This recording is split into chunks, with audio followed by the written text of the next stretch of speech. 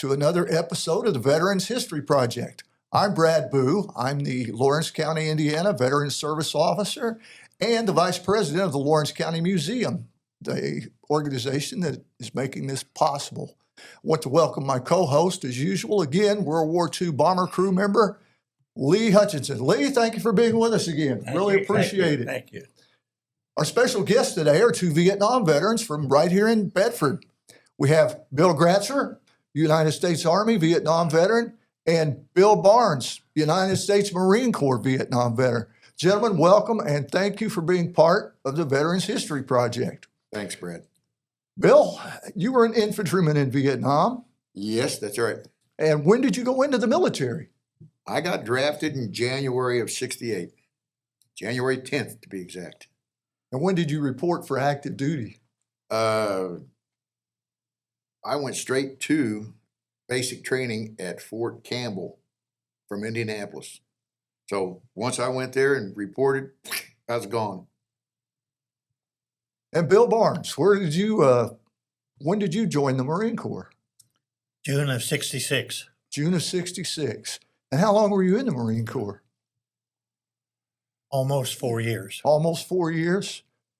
For those of you who don't know, a lot of times after you got done with your tour in Vietnam, they would give you what was called a drop at that time and release you early because you had fulfilled your combat. That wasn't the reason they did that?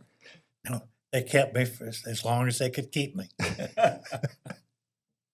And what did you do in the Marine Corps? What was your job? I was aviation ordnance and then worked primarily with 20 millimeter guns, whether it be fixed with an airplane or Mark IV gun pod. And were you on board ships at that time? Only when we brought people from a helicopter and run them out to get serviced or fixed. Bill, what unit were you with? I was with the Americal Division up in the I Corps, as it's called. I was all the way up north, as far as you could go without going into North Vietnam. 11th Brigade, I was in the Delta Company, the 1st and 20th Infantry. And I was, like you said, in the infantry, I ended up making buck sergeant in less than a year, which was unheard of until the infantry got you. Then that's about it. That's about as far it. as who I served with and stuff. So, And what unit were you with, Bill, in Vietnam? I was close to him. I was a little further south. I was in Chu Lai with VMA 311, which is a A4 squadron. What type of aircraft did you help service? When I was in Chu Lai, I worked on A4s, but I also worked on F4s, F8s, AD SPADs. So there was several of the airplanes. Not everything you had over there, you had a hand in it, right? Well, I didn't always stay in Chu Lai. I mean, I was sent different places to fix things.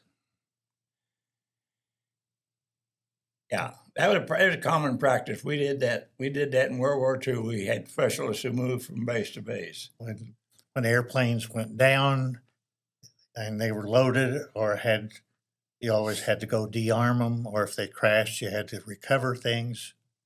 But, although I was in Vietnam, I went to the Philippines, New Zealand, Thailand, and places in that area to help our allies and with guns or teach them how to.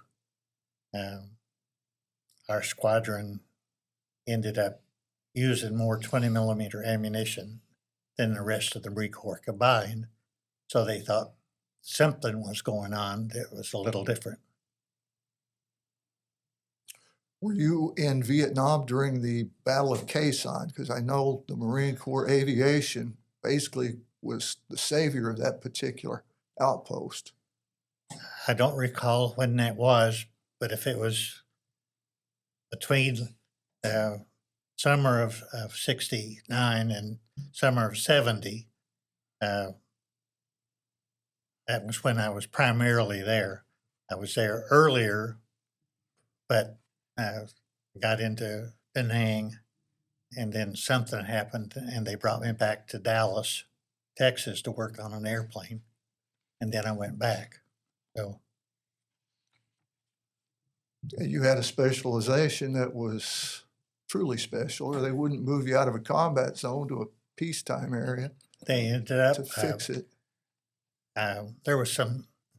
They had standard repair procedures, SRO, but I changed a few things, and then Pacific Aviation Rebuild caught that, and then they wanted to know how that was happening and who did it, and it came back to my squadron or what I was doing, because it made the guns work when they went into a sharp dive. The weapon, the inside of that weapon was a breech block, and that would float.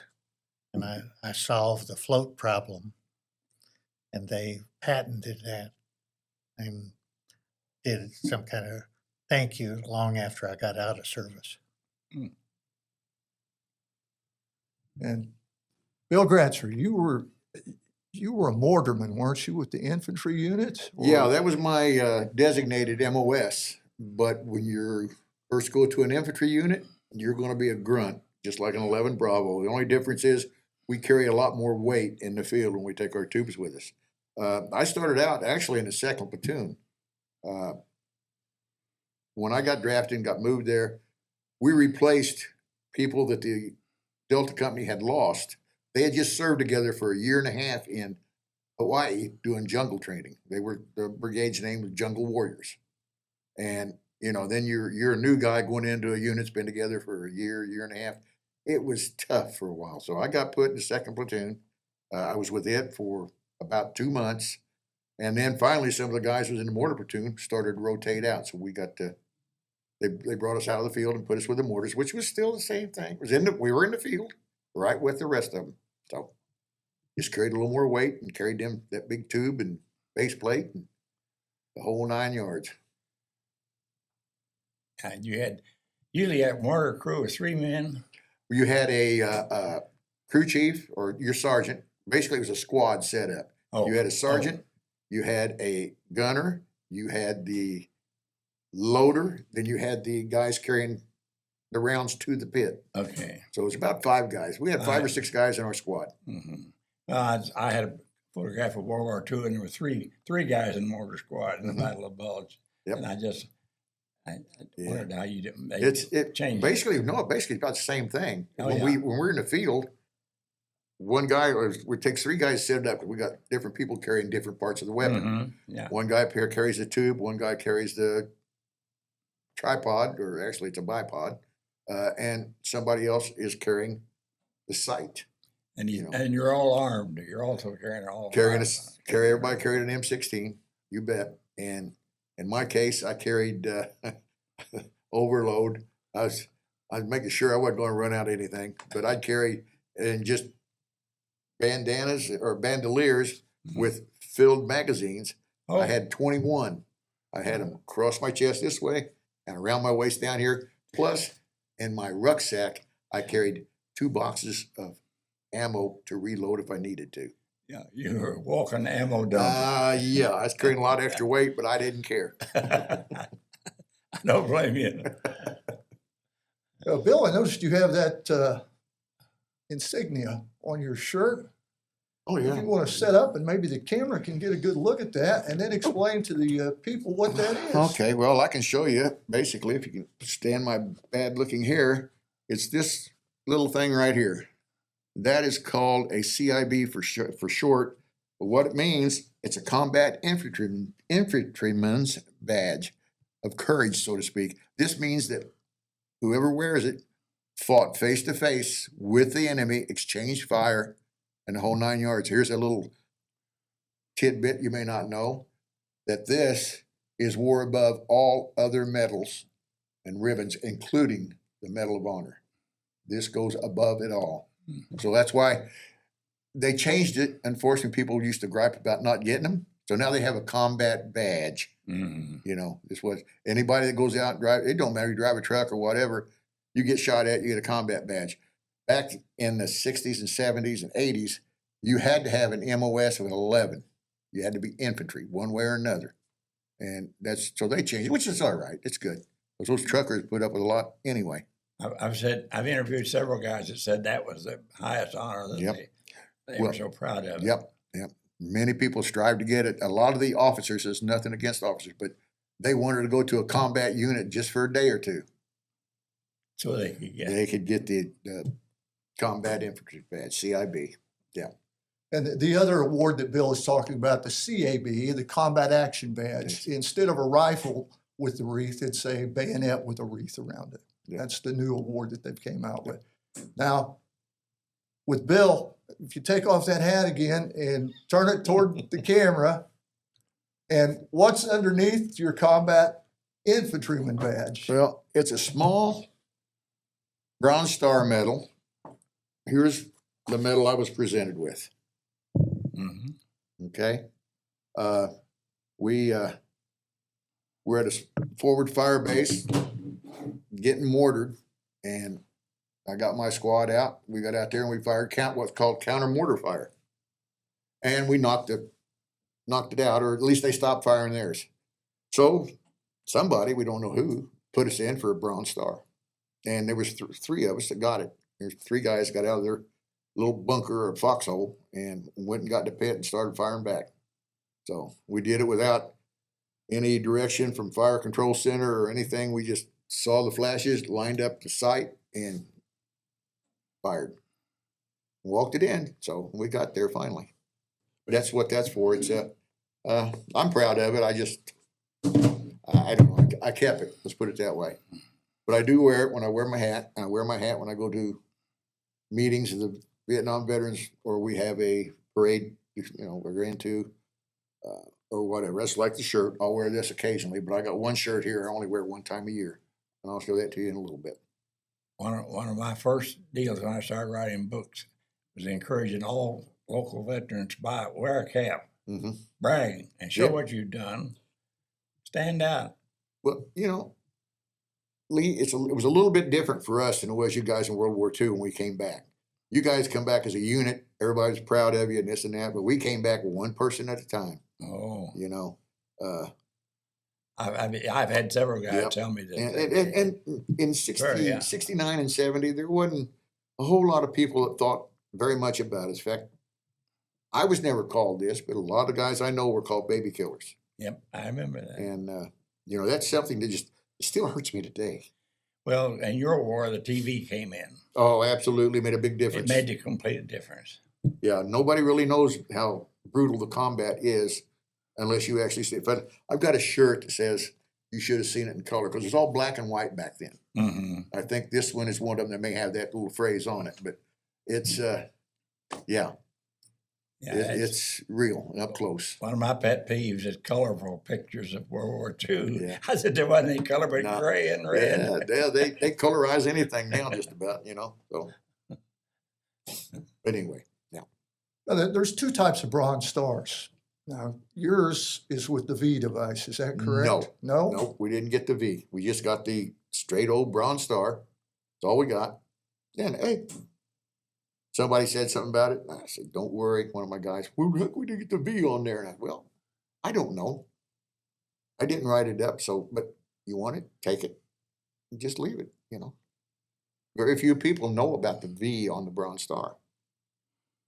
Believe it or not, they just know there's Bronze Star is a Bronze Star, but the V is for valor. Correct. You did something extreme, you charged a machine gun nest, or you whatever, I didn't see too many of them, but there's, I'm sure there's a lot of them out there. Bill Barnes. Yes.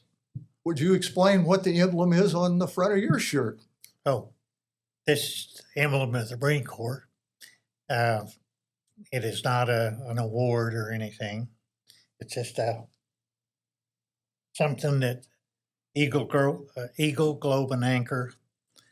And this was a shirt that I got at was given a crane for some of the work that we did there. Mhm. I worked for the Army and the Marine Corps at Crane. Okay. So this is just a shirt that they gave me. But you served in the Marine Corps, so that means something more to you than it would just a regular civilian that got the shirt. That's true. That's true.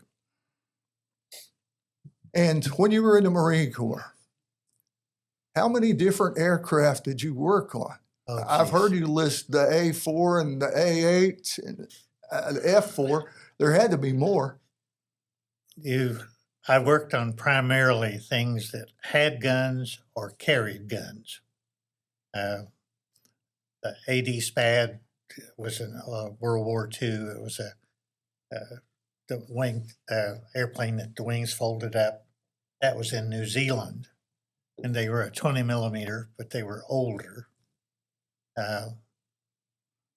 But they were trying to get their guns to work well. The F8 had guns mounted inside and they were on each side of the main fuselage. The A4 had guns on each wing.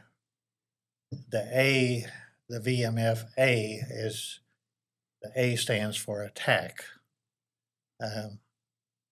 If it was an FA, it was a fighter attack type thing. It would usually carry a gun pod. But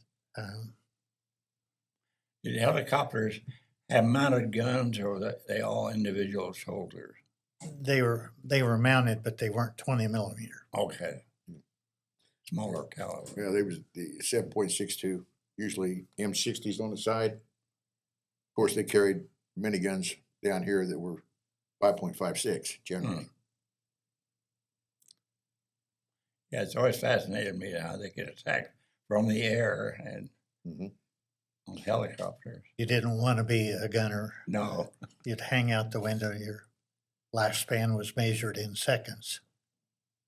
Well, I mean, if you were lucky, you got to fly several missions. But Yeah, they had the statistics down. They knew exactly what the rates were. Yeah, well, they based that on actual combat time. Mhm. I mean, just like they say that an infantry guy in actual combat time, you only got so much where you're going to get hit, killed, or something. Something's going to happen to you. Mhm. But you beat the odds.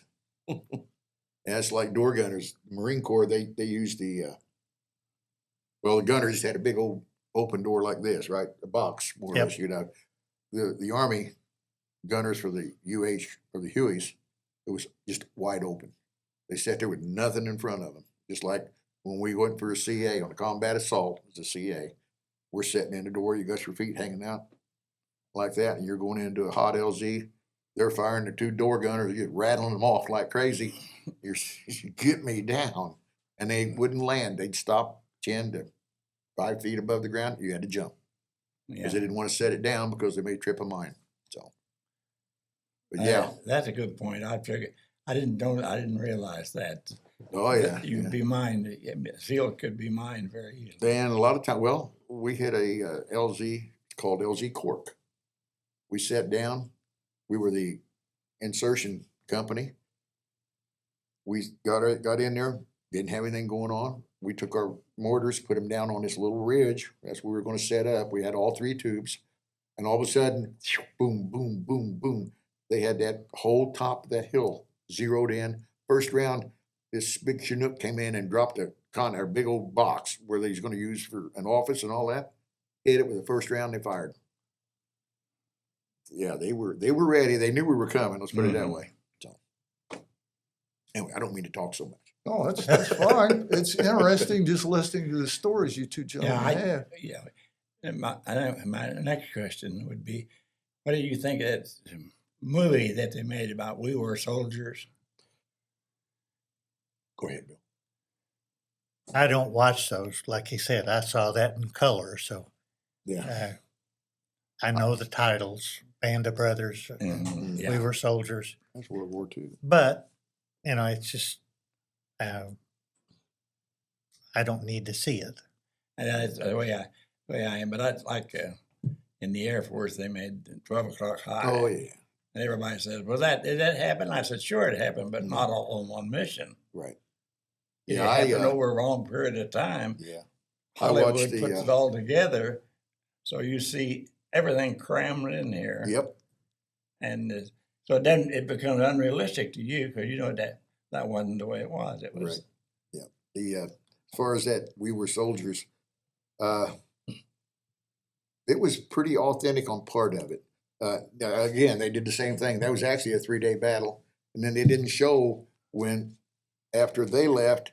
The ground troops that came in and supported them and took over. They walked out. It was headed for a place called Albany Fire Base. They got ambushed and cut to pieces. Yeah. See, they didn't tell you that. They just No. showed you this, that yeah, we kicked their butt and all this stuff. Yeah. But yeah, that support company that came in, or it was actually support battalion came in. They tried to walk out instead of flying out. Don't ask me why. But yeah, the combat scenes pretty realistic. I mean, that getting on line and walking and firing as you're walking. I thought that's silly, but you do it because you were told to do it and you were trained to do it. So When we went out in the field, I mean, on a mission or activity, I guess what they call it. And like you said, walking, we had our designated area was a 3-click map. So you had a 3,000 meter square. So they would drop you there and say, "We'll be back to get you in 4 days." But you had no idea where the 3-click was. Oh. I mean, you didn't know whether it was in Vietnam or whatever. Sometimes although we never legally went across the border, accidentally they took us there and left us a while. it wasn't an accident. They knew what they were doing. You just didn't know. So the 3-click map, I mean, you knew what was in that 3-click, but you didn't know what was around it. Oh. If it wasn't tall, you couldn't see it. Mhm. And the scary part was if the helicopter if it flew off and it was going to drop somebody else off and it got shot down, you didn't know how long it would be there, or if they had already told where they dropped people off. Now, a click, that means kilometer. Is that correct? No, No?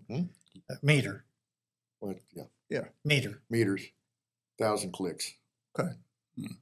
A kilometer's what? 1,000 clicks, isn't it? So they were just planting you guys at various places. Yes, Planting yes, sir, troops yeah. at different various places. And sometimes, that was, there was something active going on. Sometimes you had to wait. Sometimes you were there for reconnaissance. If you knew that you were going out for reconnaissance, if you couldn't take a weapon. I mean, you always, when we went out for reconnaissance, they always just gave us an ice pick instead of a gun. And that was your survival tool.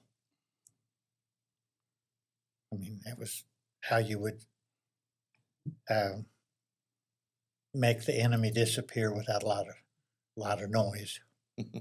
Now this was all in jungle. It could be, Mostly. or rice paddies, or Right, Patty's okay. Yeah, closer to the ocean you get into what they call the lowlands. And it's rice paddies down there for sure. Then you go, it'd be what, west? Yeah, west. Get up into the mountains, Central Highlands and stuff, and it's all jungle. You get in the valleys, just like around here. That's where the settlers sit when they first came through. In the river valleys, same thing. they have little villages and stuff there. Well, that's where when the NVA moved in, that's how they got into it, right down through the valleys. Now, my biggest fight that I can remember was done at a place called the Hython Special Forces Camp. And I had only gotten out of the 2nd platoon 2 weeks before we went there. And took the whole battalion, and we went out different directions. Recon, sort of like, only we were looking for them. We knew they were there. Anyway, to make a long story short, because I hate telling this story, it really bothers me. We got up one morning, our lead platoon saw 2 NVA filling up canteens. Well, they fired at him. They killed one, the other one ran off. They started chasing him. Bad mistake. Bad mistake. Next thing you know, and I was in the mortar platoon then. We were in the middle of the column. Mm-hmm. Okay. Next thing I know, that we're stuck, and the lieutenant from the 1st platoon, I think it was, came and told us set up a flanking position. Make sure we're not getting flanked. So we did. It's me and a guy by the name of Walker, black guy. Best guy I ever know. Saved my life once. But anyway, we crawled out to the edge. We were sitting there and we were looking. We see a hole about that big around, with a big long 51 caliber machine gun sticking out of it, going boom, boom, boom, boom, boom, boom, boom. And my old 2nd platoon was going up through. They're going to go around and flank them. Well, Sergeant Freeman, Sergeant All, Lieutenant Janowitz, who I went to the field with. He was new, just like I was. Anyway, I waved at him, said, "Go get him." Yeah, we're going. Well, my fire team was leading it, Sergeant All, Freeman right behind him. They walked into an ambush. I mean, Sergeant Freeman got hit first. Then the lieutenant runs up there. He gets killed. They call the medic. Medic goes up. He's done. Another 2 guys come out of the squad up to try to retrieve. They ended up losing 6 guys right there. Those are 6 guys I served with for 2 months. And I thought, if I'd have been there, would it have been different? Would I have seen somebody? I mean, it eat on me for years. It still does when I talk about it. But it just happened so quick that. You have no responsibility because it just exploded. Yeah. And you really. When it happens, and then you just have to react. I remember the last thing I remember about that night, or that day, because it turned to night, was carrying ponchos with the guys laying them and had been shot, putting them on the helicopter after dark. They couldn't even get in until after dark. And then next morning, we're still in position, and another company sweeps in from the other side. They're gone. The NVA pulled out. They left some dead bodies, but they're gone. But it's just how quick it was. I mean, you got to remember, sometimes you couldn't see from here to that wall beyond the jungle. And it was hairy. Let's put it that way. Yeah, Sorry. it's just. I told you I'd get windy. It's just a trapping deal completely. Yep. You were just completely opposite from us. When we were flying, we never saw the enemy below, and we could drop the bombs and not feel. Yeah, but you had them Messerschmitts coming at you. And we had the 50 calibers for the fighters. Yeah. But when you saw a plane go down, then we had the same feeling. 11 guys just went down. We saw planes go down, guys bail out. And it's that feeling you get only in combat. Mm-hmm. Yeah. Yeah, and you know, I can tell you this too, and you're probably the same as I was. While you're doing it, you're not nervous at all. You're doing what you're supposed to do. When it's over and you sit there and you start to light a cigarette, you go, and you're shaking. I mean, that's when it gets to you. It really does. Mm-hmm. And you know that as soon as you hit England, get under England's protection over there, and you're going to land. We made it. You know. Yeah. And that's when you sit down and think, golly, that Messerschmitt was coming right in on our side, and he was. How did it not hit me? You know. You never know. I'm done. I'm done talking for a minute. Well, I mean, there was just so much going on all the time and so much news on television that was derogatory news, actually. Yeah. And they would show Yeah. these fantastic pictures of Yeah, that's like how we were mistreating everybody and all no, that crap. that wasn't. I'll tell you what. I never seen anybody mistreat anybody that was in our company. Well, we were out in the boonies, No. and we were out there a lot. You know, we didn't. We got resupplied there. They brought us hot food there. They brought us Thanksgiving dinner out there one in little those what they call them, the little brownish greening cans that put hot food in it. But anyway, we didn't even come in for we did for Christmas. We was on a little base, but for Thanksgiving they brought it out to us. Tea rations. No, No? no, this is hot food cooked by the cooks in the company, Oh, okay. and they flew it out to us. We had turkey and all the trimmings, you know. But no, we lived on sea rations for maybe 3 weeks at a time. Yeah. Yes. We lived on cats and lizards. My dad, I didn't like them. I didn't either, but that's, you have to wait for people to pick you up. It's part of your survival training too, I'm sure. Well, it doesn't taste any better later. No. No. Yeah.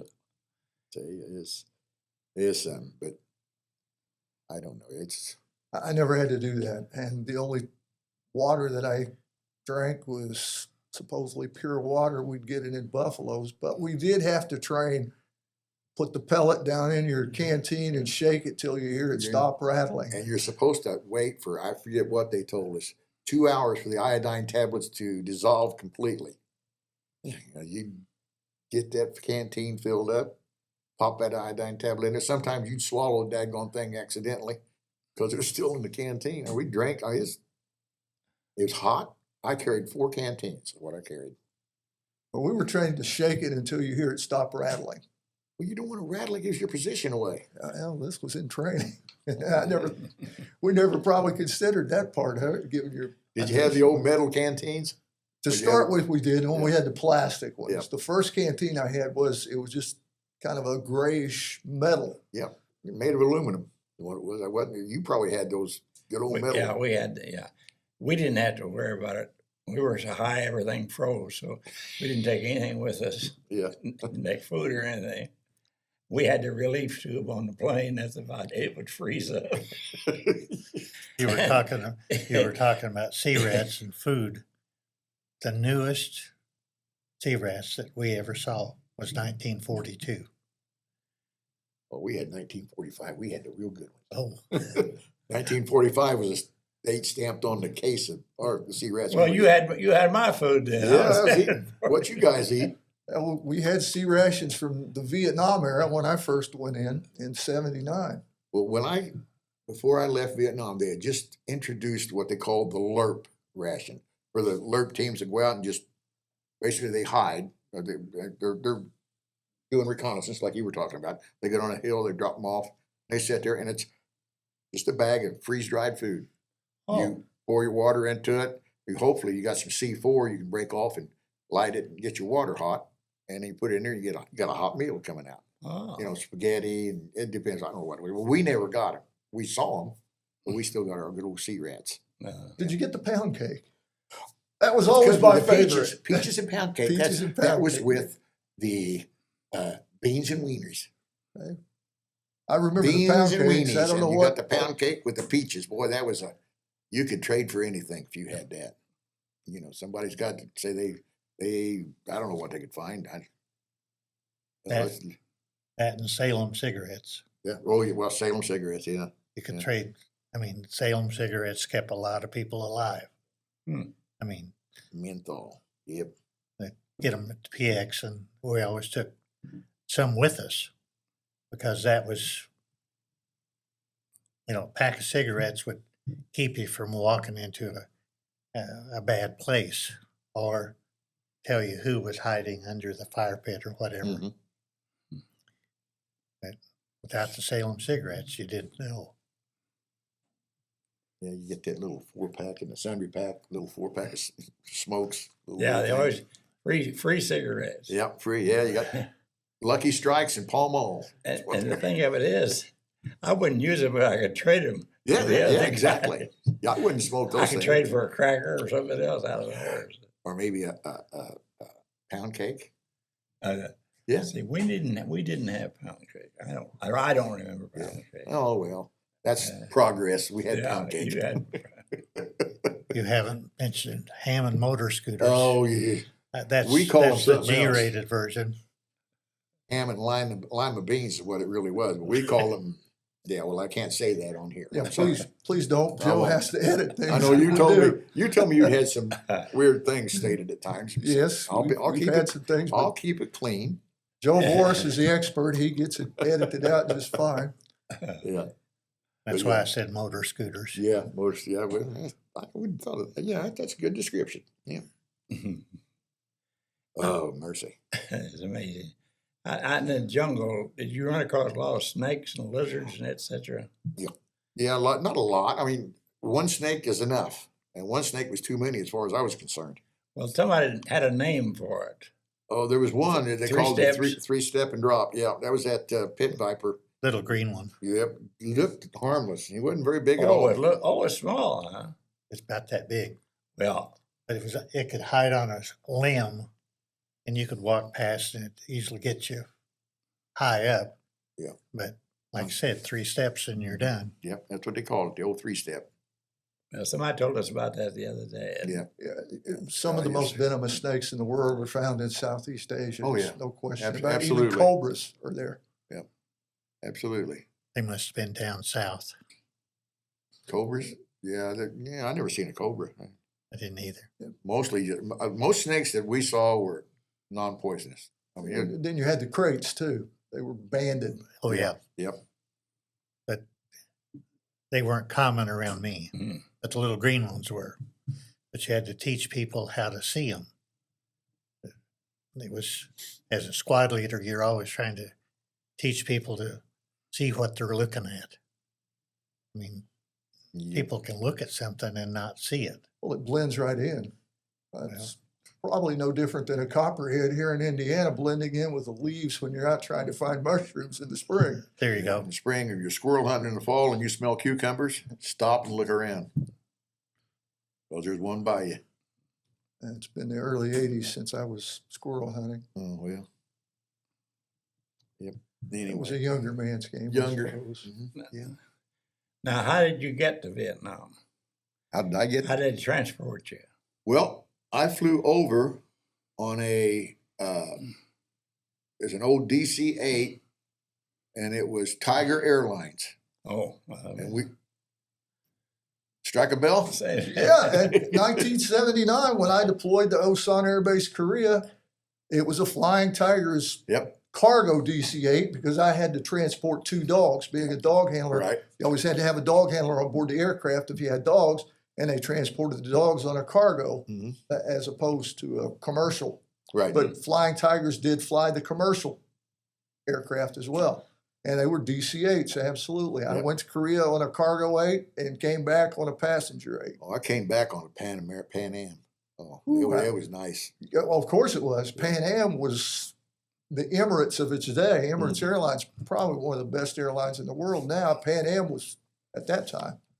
Yeah, on the way over, we had to stop in Japan for fuel, and then on the way back, we stopped in Alaska at Fairbanks, I think, or it might have been Anchorage. But I got on the phone, I called home, collect, of course, I was broke, and told Mom and Dad, said, I'm in the States. I said, I'm not in the Continental yet. I got to fly to Washington, but I'll be down there later today. Great. So, yep. Yeah, I went through Alaska going over and coming back. Now, coming back, we were on the passenger 8, so we landed at Anchorage International.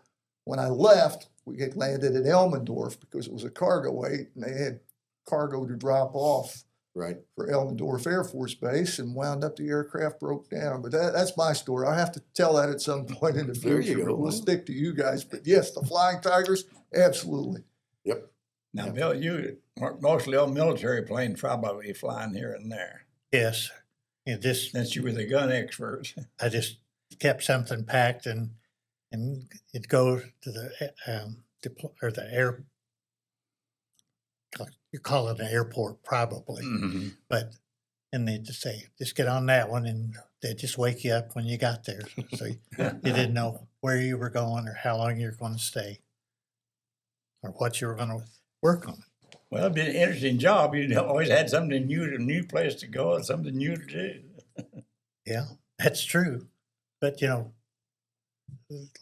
not pinging on the Air Force, but I went down to Phuket one time.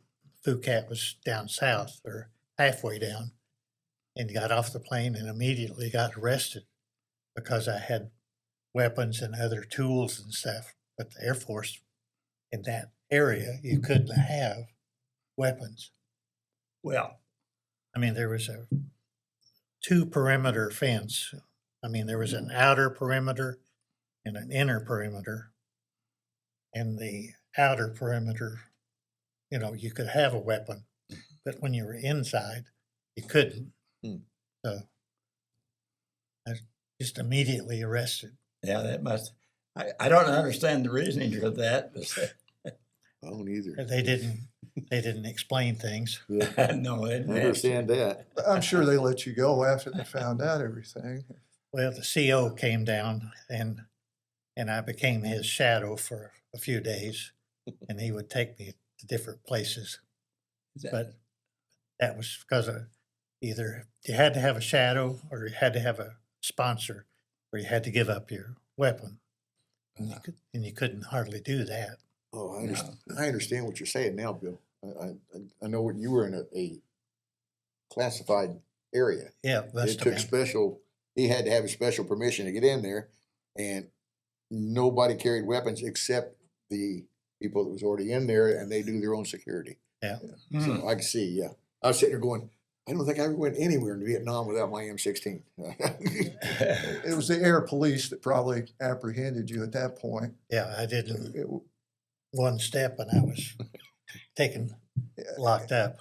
Oh boy. That's the thing about the Air Force, though. Even on our strategic air command bases here in the States, you would see alert pilots with pistols in a shoulder holster. They'd be at the BX shopping like anybody else, but they're in their flight suit and got their pistol. Yeah, but they may have the pistol and they may have 12 gauge ammunition. Well, these were 38s. But I'm just saying, Yeah. they gave us. you could still have the weapon, but you couldn't have it loaded. We started doing missions. They gave us a 45 shoulder with a shoulder holster, and said use it. Your choice whether to use it or not. But if you're bailed out, you might have to use it. If the citizens come after you, you had to use your 45 because they were going to kill you. Yep. If the German soldiers came after you, they would save you and take you off to a POW camp. Either way, you lost. I know. What was I going to say? Oh, when I got drafted, I went to Fort Campbell. I had to qualify with a M14. Mm-hmm. No problem. Hell, I hunted. Qualified expert with it. So I think I had to qualify with down there. Then I went to Fort Polk, my advanced infantry training, and that's where I got my training for the 81 millimeter mortar. Oh. Well, part of the requirements to be a mortarman, you got to qualify. Your weapon is supposed to be a 45 on the side, because your hands are carrying all kinds of other stuff. So I had to qualify with it, and it was targets, 15 meters away to 20, 25. That's all. I'm going, okay, no problem. Well, 45s, they give us the fire, shake it, and they rattled. That's how loose they were. So anyways, I'm sitting there and I'm shooting, and nothing's falling. I'm going, oh. But I did qualify at the bare minimum. No. Oh, sorry. The table. It's all right. And anyway, I did qualify. I had to qualify with the 81 millimeter mortar, the M16, all expert, but that 45 doggone near cost me my MOS. Yep. What type of sidearms did you carry in the Marine Corps, Bill? Didn't carry any sidearms. The only weapon was a ice pick. You didn't carry an M16 or anything? You're saying sidearm though. Yeah. We had an M16. Okay, so the only sidearm you carried was an ice pick. Yeah. Okay.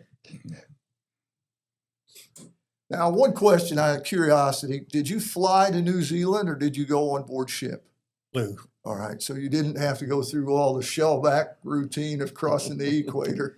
No, you had to do all they just take you someplace and say, here you are. And New Zealand was one of those along the way places. But, they were nice. I mean, they were things that you hadn't seen or I hadn't seen. I mean, they were guns still, and airplane guns, but But one thing about New Zealand, it's snake free, so you don't have to worry about that there. I didn't get out. I mean, I was there working, and of course they, give you the ceremony and give you a little gold kiwi and do the hoopla stuff. But they were happy. So, What other places did you get to see, Bill, on your travels? Just Vietnam and I got an R&R called Rest and Relaxation. yes? I signed up to go to Australia. And it didn't work. I'd only been in the country like 6 months, 7 months, I think. And I got bumped off the flight by a second lieutenant. So I ended up in Singapore, which was nice. It was a British colony back then. Sure. Did a lot of sightseeing, did a lot of other things. Did make a phone call home, collect, of course. But so I got to talk to my girlfriend at the time and mom, dad. But it was nice. I got a picture of myself with a snake. I don't know if I got it here. Wait a minute. I don't have very many pictures because I threw them away. Or I didn't throw them away. I told mom to. Anyway, she ended up catching. Oh, that's not the one with me holding the snake, but there was two of us there. I'm not going to show it to the camera, but Okay. you see the snake around the guy's neck? Yes, I did. Big old python. Yeah. Oh, yeah. But no, Well, you Singapore was nice though. You can go to Florida now and get those. Yes. Yeah, Yes. yeah, it was nice. It just wasn't long enough. I had 6 days there. So, but yeah, I did a lot of drinking, a lot of partying, a lot of sightseeing, really, believe it or not. But yep. That's what we do as GIs when we go to a different country. Yeah, that and drink a lot of beer and yeah. Because see, I can say this because it's common knowledge. The military puts you in a hotel they took care of, and they provided you with some amenities that they provide to you, and they are all medically approved. Okay. Okay. Sure. Oh, it may get cut. If it does. So, but anyway, boys will be boys. And Bill Barnes, did you have any rest and relaxation stories to tell? Not any real stories, but I went to Taipei on R&R one time. Taiwan.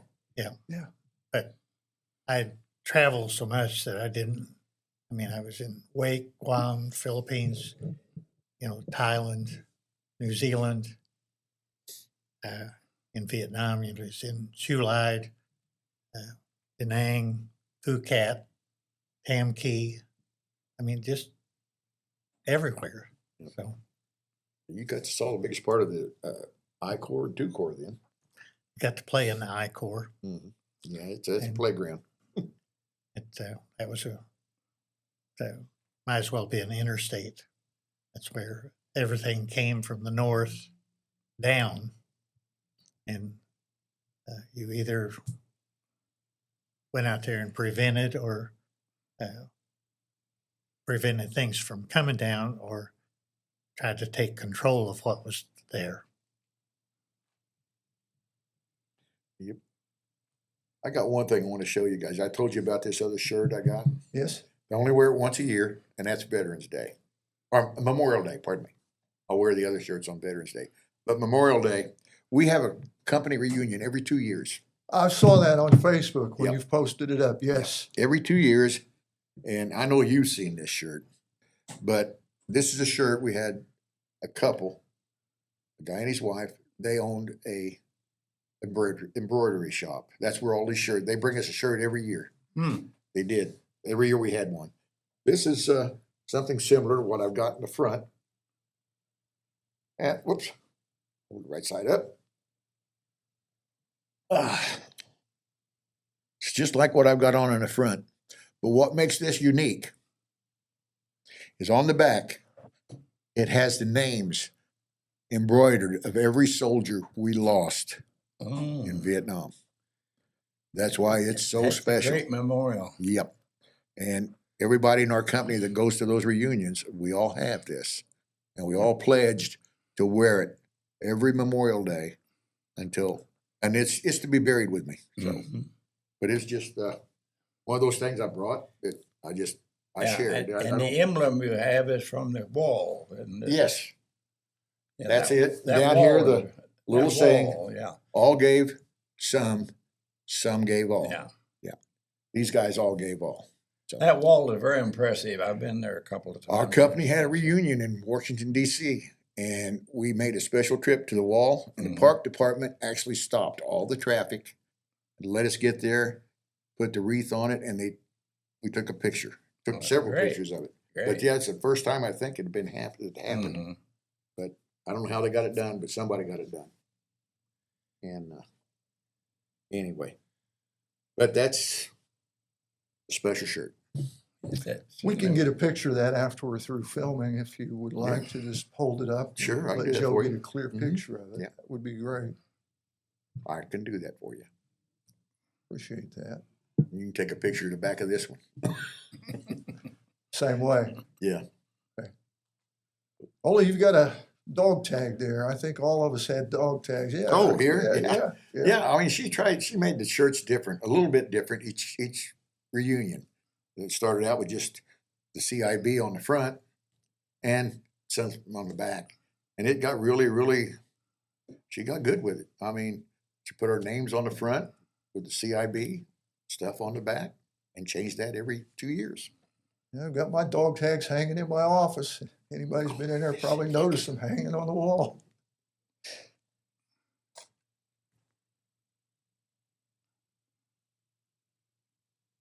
We had an Indian that was in our company, and he came to reunions, and he made, I guess you call them keychain. What it is, that's your Vietnam campaign ribbon, Yes. Wow. what that is. And he put a little feather on there for it and said, you were watched over by the great eagle while you were in Vietnam. And may he watch over you for the rest of your life. So I just thought, I almost forgot I had it. It's just something I brought. Hang that, hold that out there and let the folks at home have a good look at it. Oh, You I got it? saw- I Okay, seen the thank you, thing Joe. move. See, he's on top of it. Can't get anything by him. It's hard. Yeah. Can't make it without Joe Voris. Mhm. Well, do you fellows have any closing comments or anything? I appreciate the opportunity to hear and learn and share. Thank you. Well, thank you for all you do for our county museum. We really appreciate it. Bill Baxter, he's one of our volunteers over. Bill Barnes, I mean, yeah, I'm getting mixed up here. Edit that out, Joe. Well, the thing of it is, this will all be recorded and on file forever in the museum. So that our project is to save your stories. The World War II stories are down there. Yep. So now we're starting on the Vietnam and after. But Bill, thank you for volunteering at our museum. We really appreciate that. My pleasure. And he's also past president now of Altrusa. Right. And we appreciate all that organization has done over the years to support our community and our museum. So thank you for that. Bill Gratzer, thank you for being part of the Vietnam Veterans Group. You were one of the original members. That group Yep. We're 5 of us. started in the basement of the courthouse in my Exactly. office. Exactly. And it's gotten bigger, it's gotten better. after so many years of being the officer, I said, it's time to let somebody else do the stuff. And I still go to the meetings. I'm still involved with it, but I don't have to make decisions anymore. And the first 2 years of the Vietnam veterans, they met at the county museum. Right. So we were That was- proud to have them there. Now, for public information, where is it now and when? Our meetings? Yeah, because we It's- want to tell these guys that are watching this, Oh, yeah, okay. your Vietnam hey, veterans are. and you don't have to be a Vietnam veteran to come. We No. have what's called associate members, but we meet the first Monday of the month at the American Legion. The meeting now starts, I think, at 4 o'clock. It used to meet at noon when we were here, and some guys couldn't make it because they were working, so they moved it to 4 o'clock. But at the first Monday of the month, 4 o'clock, American Legion, Post 33. And everybody's welcome. I've been there and it had 25 or so. Yep. Well, it's growing. Maybe we're alerting people to. Yep, well, let's hope. I mean, we got new members coming in, and we got people from Desert Storm, from the War on Yeah. Terror, and all that. They're coming in. And that program we had last couple weeks ago, your program at the Miss Indiana. Oh, Oh, yes, the Memorial Day The program. Memorial Day program. Yes. That was fantastic. yeah, we were there. It turned out very well. Surprised a lot of people, I think. Yes, I think that. I hope Well, you had good weather. That's the I first hope thing. our group gets to do it again. Yeah. I really do, because I think Steve Warren done a heck of a job. He really got it going. And I know that you guys are talking about not even doing anything because you had such poor turnout the year before. And that just wasn't right. We didn't think so. Steve brought it up and he said he talked to you and you said, yeah, have at it. It's the county commissioners that ultimately have to decide on that because they're the ones that decide who Decide who uses it. Yeah. uses the But you county were the- grounds. You were the lead man to them, though. Yes. Appreciate it. And For that. we have another event coming up to kick off the semiquincentennial for our country, and that is on the 14th of June at 10 a.m. in the courthouse. And that will kick off the Lawrence County celebration of the 250th anniversary of America. It's also the 250th anniversary comes. of the United States Army, Here it comes. and it's also Flag Day. And at 1 o'clock on the 14th, for everybody, we are having Lee Hutchinson's 100th birthday at the First Baptist Church from 1 to 4. There'll be Open house. Everybody's welcome. Everybody's welcome. We're going to have several dignitaries show up and have things to say about Lee, and we're very happy about that. And we invite you to come to the First Baptist Church and pay due respects to a centenarian on the 14th of June from 1 to 4. Open house. Can't say enough good about 100 years of this man's life. He's just been a fixture in this county, and we're glad to have him. Just as well as the Vietnam veterans have been a fixture. As a younger veteran, I want to thank you two gentlemen for all you did and what the Vietnam veterans have done. My generation of veterans didn't have to put up with what your generation Well, did. And may I say something real quick? I'm really glad to do this because this way, maybe people will understand what really happened there. It wasn't that the press, the news, the stuff they watched on TV every night really didn't happen that often. It happened. They had it on tape. But 95% of the GIs, sailors, airmen that served over there were just doing their job day in, day out. But the people talking about serving, when I got out, you couldn't get a job. If they would specifically ask, were you in Vietnam? And I'd say yes. And I got shunned away from several different jobs. I mean, I could have done the jobs, but they wouldn't let you have. They wouldn't let you have the job. And I hadn't heard that one. That is true. That is true. I mean, and if you come back, I mean, even your friends that you knew, I mean, would stay away from you because you had served in Vietnam. I've had guys say they had to hide in the airport, Los Angeles, in uniform. Yeah. and they were spit on here in Bedford on the square.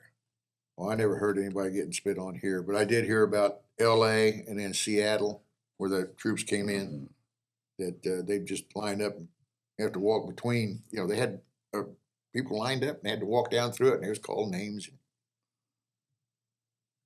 Oh, well. Things we have happen here locally, predominantly, I believe it's outside agitators that come in from neighboring communities. Won't go too much in depth on that, but Yeah. when you see it, it generally is. But let's just say this, Vietnam vets are all not wackos. And we're all not crazy. We're all not going to kill everybody we can get a hold of. And we're just good, common people. And thank you You're for what you did for the younger veterans, because I think it was you and the other Vietnam veterans that finally threw down the gauntlet and said, you're not going to treat these veterans coming home the way we were treated. Yep. Anything else, gentlemen? I'm done. Thank right. you. I'm finished. I appreciate you guys doing this. And Well, thank you very much for coming in. We've had a very good session. Lee, thank you as always. I And, appreciate you being here. We'll have more stories from Vietnam veterans in the future, I'm sure. Joe Voris, I want to thank you for doing all you do. He's behind the camera. We're going to have to get him in front of the camera at some point so people can appreciate all that Joe Voris does to bring these stories forward and onto YouTube. Also want to thank the Lawrence County Museum for its support. And with that, I will tell everyone, be sure to get out to see Lee Hutchinson between 1 and 4 at the First Baptist Church on the 14th of June. And with that, we'll remind everybody that if you love your freedom, be sure to thank a veteran. So long, everyone.